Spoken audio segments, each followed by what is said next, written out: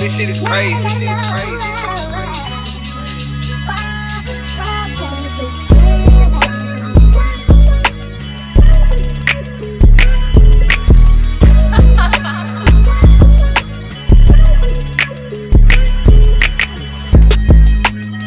Growing up, a lot of us are taught that the goal is to make it to the highest level, to go pro, win championships, and stay in the spotlight.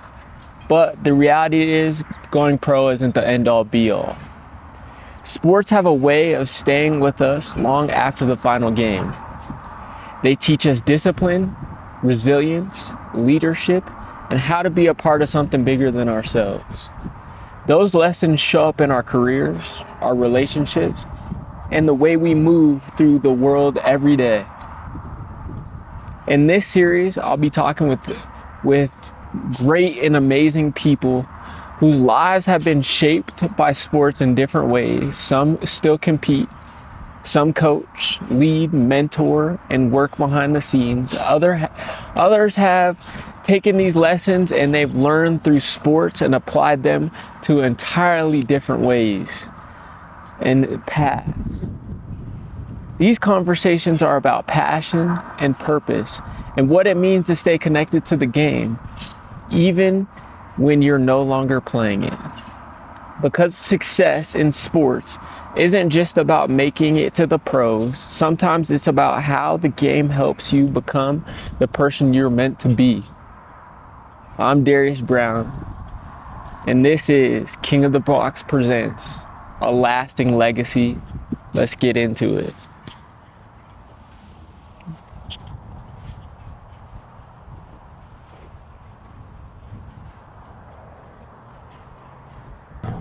What's good, everybody? Welcome back to another one. I appreciate you tuning in. For today's episode, we have a really good episode with Dr. Jess. Hello. And before we get into all the podcasty fun question things, I just want to thank you a lot because you're a big part of helping me figure out getting into my master's program, and just especially with that chaos of whether I was going to get into DU or wasn't, what I was going to do. And so you were a big part and a big help of that. So I just want to thank you and give you your flowers for that. Oh, you're welcome. It's like I love watching you on your journey, and I love getting to be a part of it. Yeah. It's been a great journey so far. I think, one more year left? Yeah. And then graduation, and then got to get a big boy job. And it's coming. all the things. So, yeah, but it's been fun, and I appreciate it so much. Yeah, you're so welcome. And so getting into this podcast, and so this limited series, I'm calling it A Lasting Legacy. Okay. And so it's just kind of getting out to everybody that you don't have to have a connection with sports just by playing pro or doing all those different things. Like, you can do multiple things within that space, and like there's so many great people that do great things in the space that's not an athlete, pro athlete, doing all these different things. Yeah. And so I'm gonna let you tell what all the things you do, because I feel like there's just so much I can't say. But the ones that are like more sport related, right? Yeah, I think I grew up playing all kinds of sports. I really loved volleyball growing up, but I didn't make it big. Mm-hmm. Yeah, I played in high school, played club, really liked it, but it wasn't meant for me to play more. Mm-hmm. And so then really enjoyed staying active as an adult, and for the past 14 years I've done CrossFit. Mm-hmm. So that's kind of my adult sport of choice, and we'll compete a little bit locally, like nothing crazy, which is fun. We also grew up in a big sport family, so it's always been a big love of mine and our family. Yeah. My brother's a retired professional athlete who played in the NFL, so that definitely, I think, shaped a lot of my professional interest. And I did a lot of things within health and wellness promotion before I specialized in sport, so it's like cool too to bring those things. So now I primarily work with specializing in mental health education for coaches and athletes, and on a daily basis support our athletes here at UCCS, and work a lot in how do we innovate our systems to create better models to support the mental health of our college student athletes. Mountain Lion Strong, for those that don't know. It's a great program. I think everyone needs something like that. I think mental health is one of the biggest things that isn't looked at and is kind of underplayed, especially after COVID. It got bigger. And I think a lot of the research that I've been doing in all my classes is just keep finding more and more stuff. Like I'm working on this grief presentation for the Wellness Center right now. And so one of the statistics that they were talking about was during COVID, there was like over 140,000 kids or something that lost a parent or like a guardian or something like that. So that's just like, that has like impact. And I think our athletes don't like get overlooked because they are athletes. They have all these special treatment, all these different things. Yeah. And so professionally wise, you do a lot of great and amazing things. You went to London for a conference. You're currently working with Monte Ball on different things. Can you share about any of that stuff? Yeah, I think through this journey of kind of figuring out, how do I best fulfill my passion and purpose professionally, it's landing me in some really cool spaces. And so for the past couple of years, I have got to go to some cool international locations to present our research on our Mountain Lion Strong program. So I started out, I think, in Athens a few years ago, and then was able to take our grad assistants in Mountain Lion Strong to London this year. And then last week just got back from Romania. So we were able to present at the European Congress for Sports Psychology there. And then that's, I think, allowed me to build these really cool relationships. So then this year I worked with Monte Ball and his foundation, Game Plan Life. So we've actually created our signature program for the foundation called Sideline Support, which is a very applied and specialized mental health training for coaches. Because coaches definitely have the most outsized impact on athletes. So that's kind of the new endeavor that's coming. But again, it's such a cool place to work in sport. But I think coming at it from having sport experience from different places in my life is really important, because if you're someone who has education or knowledge for athletes, but you're not able to translate it into like the language that coaches and athletes speak, or the realities that they face and the pressure they face, then they're not going to be able to use those tools. Yeah, I completely agree. I think you just got to keep doing what you're doing. I think you're doing great, and I think you're doing some cool and amazing things. And so that even makes me jokingly want to ask, who's the most famous person that you've met? I would probably say, so a couple years ago, I went to Sport Beach with my brother, Ben Garland, and it's kind of a sports celebrity conference. There's a lot of there's a lot of media activations with like Amazon and Meta and TikTok and things like that in that south of France there, where it's in like the Cannes area where they have like the film festivals and stuff. And so there I got to meet the Kelseys. So that was pretty cool. And it was coming like fresh off the Taylor Swift, the Eras tour, and me and my daughters are big Swifties. And so I got to meet, specifically talk with Jason and Kylie Kelsey, and they were so amazing and so down to earth, like as parents and as you have that common thread as like families within the NFL. And so that's probably the most famous. So I also met two other athletes who I will not name, but they were not so welcoming to meet fans. So that sometimes changes your perspective on them. What's this house is saying? Don't meet your hero or something like that? So there was a couple athletes that I was like, and they were just very standoffish, but it was definitely a public event. It wasn't like we crashed their vacation. But the Kelseys were just as like real in person as they are in their media personalities. So they were really awesome to meet. Yeah, that's cool. I still remember the first time you said that in class. I was like, I'm kind of jealous. That was a really cool experience. And so talking about that NFL, what was that like, having a brother that played pro and you being around and being in those spaces? Yeah, I think it was really eye-opening, because at the same time he was, kind of in the middle of his career, I was also doing my PhD in social psychology of sport, so learning a lot in like academic and research side of that health and well-being of athletes too.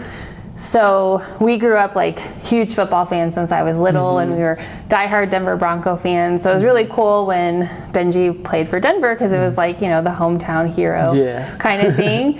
But you really quickly get exposed to what the business of sports is.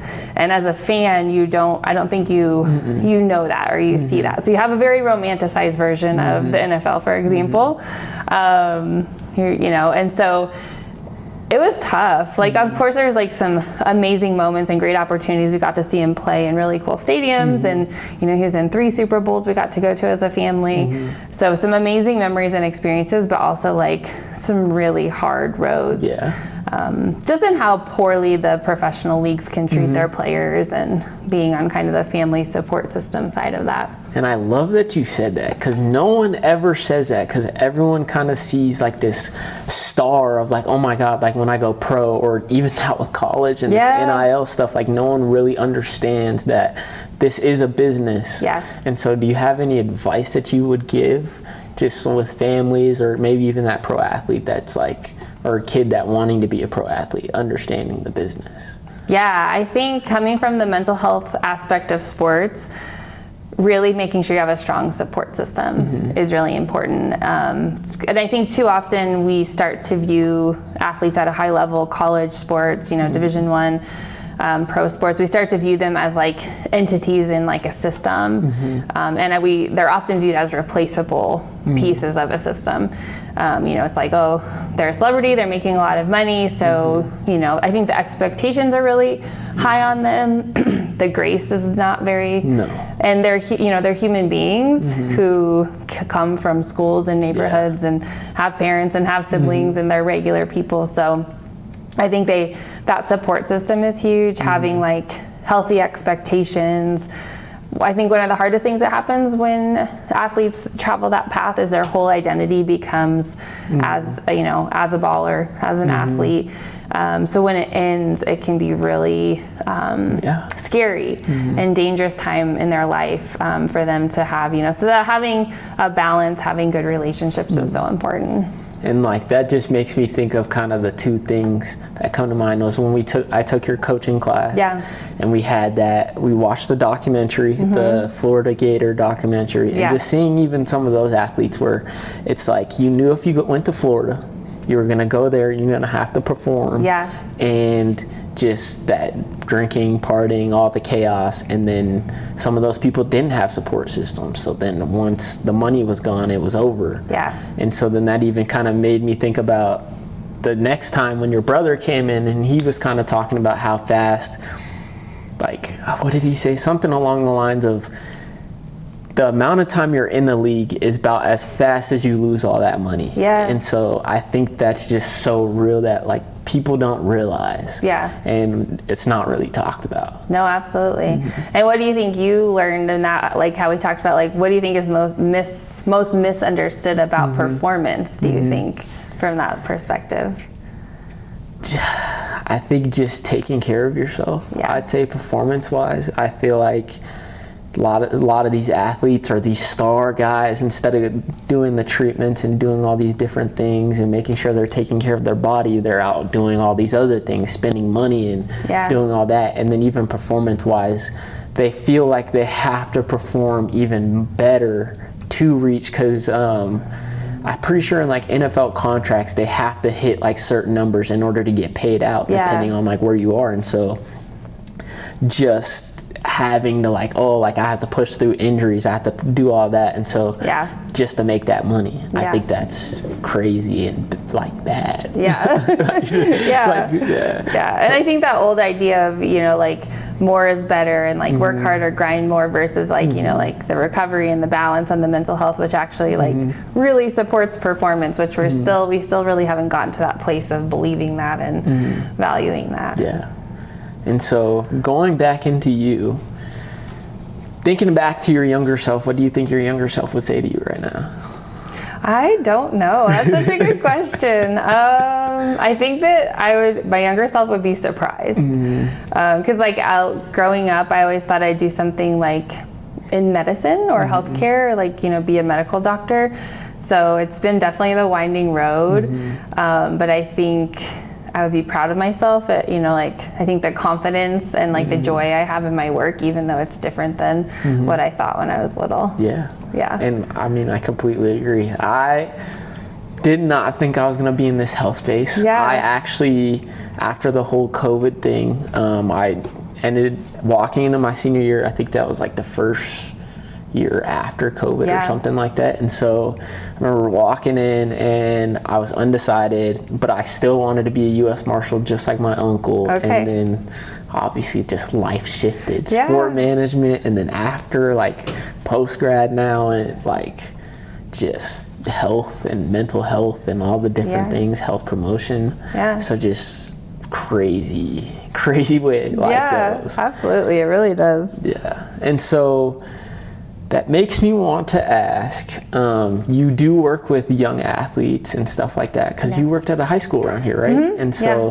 what was that like, working with them? Did you see yourself in them? Yeah.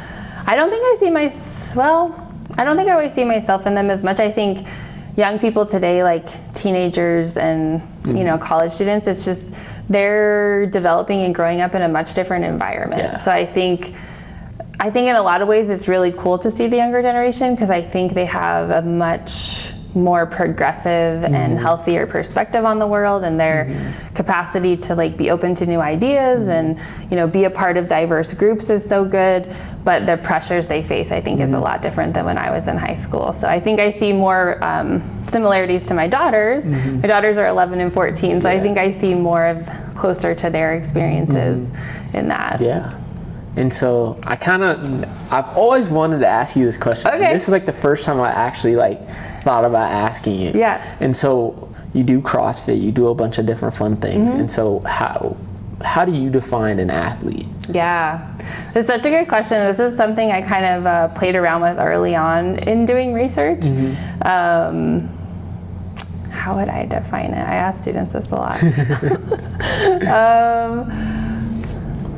I mean, I think an athlete is someone that, you know, trains their body on purpose to get better at a sport they love. You know, so I think it's important to expand it from, you know, you don't have to be necessarily in like a fully organized or fully competitive space to be an athlete, which I think is sometimes the expectation. So I think if you're like training towards a goal to get better at something you love that you get to, you know, do with your friends, I think that's what I would say. I've always wanted to ask you that, because I just like thought about all the different times in class, because I think just taking your classes kind of helped push my idea for like this podcast. Well, not the podcast, but like what I wanted to do for my capstone, because I think that is a part of it, is like, I think a lot of people don't understand what it means to be an athlete. They always assume that being an athlete is being a pro player, or going to be pro, or being a college player. And I don't think everyone always ends up that way. Like,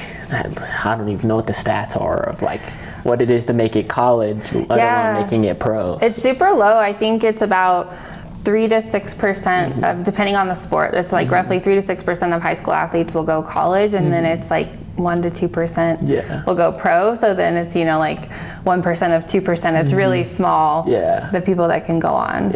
And it's just, I don't even know. I have friends right now, they're trying to find their way into the pro leagues and stuff like that. So it's just like seeing their journeys and understanding how hard it really is, because I think people always assume that it's easy, even though like I talk about this thing of hometown heroes in like one of my older podcasts, because I had those two friends on there, and they were known to be these star athletes in high school, but then once you get to these different levels, it shifts really fast. So because you go from being a big fish at your high school to like, even if you do make it to college, you're like, you become a little fish, right? Because everybody comes and is good, and so now you're younger and you're not that good compared to everyone else, you know, who is also talented. So that's really tough. And so heading towards the end of this, I just want to ask, is there any advice you would like to give to any of these young athletes, college athletes, just any advice? I would say, please prioritize your mental health, your healthy relationships. Ask for help before you need it, you know, before you have an emergency. And I would say, you know, protect your joy and confidence from those that would seek to, you know, not lift you up, but to tear you down. And, you know, just know that so much of sport is out of your control. So really learning what's in your control and getting great at those things is going to really help with that longevity, I think. Listen to that. And I always leave off on like a quote. So is there a quote that you live by or that you take to heart that kind of helps you get through the day to day? Yeah, that's a really good one. I've always really liked I'm a big fan of, like lifelong learning, and no matter who you are at what level, like you're always open to growth and you always want to get better at what you do. And so I always like the quote from Maya Angelou when she says, you do the best you can until you know better. And then when you know better, you do better, right? And so it's like you're never open to improvement, to feedback, and it also has the piece of generosity of living by the assumption that most people in their daily lives are doing their best with what they have that day. And if you can kind of approach each person with like curiosity and empathy, I think it goes a long way for seeing them and what they might be going through. Yeah. Yeah. That was great. I never thought I had another Maya Angelou, but I didn't. It wasn't that one. Yeah. So I like that one. I'm gonna use that one. I really like that one a lot. But yeah, go follow her on social medias. I'm gonna link those because go see your path and your journey because she has a great path and journey and she puts a lot of cool things out. I sometimes have to repost them. I appreciate that a lot. But yeah, I appreciate you. Yeah. Giving you your flowers, and thank you so much for tuning in. I'll catch you guys in the next one. Much love. Gone. Bye. And that's Thanks. it. That was so good. That was so fun. You're great at this.